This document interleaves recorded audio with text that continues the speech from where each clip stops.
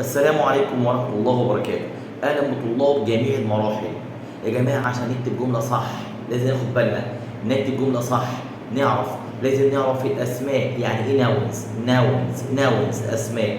نعرف إيه بروناونز الضمائر. لازم نعرف adjectives يعني إيه كلمة صفات.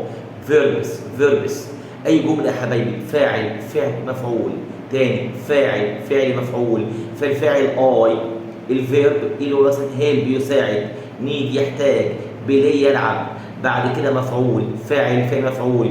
تكوين الجمله اخر مره اول حاجه ناونز، بعد كده اما نعرف بروناونز الضمائر، يبقى فيربس، بعد الفيربس ادجكتيف ممكن يبقى الكلمه ممكن فيها ادفيرب حال، بعد كده بيربوزيشن، بعد كده كونجكشن، بعد كده كلمات اللي بنحفظها يا حبايبي.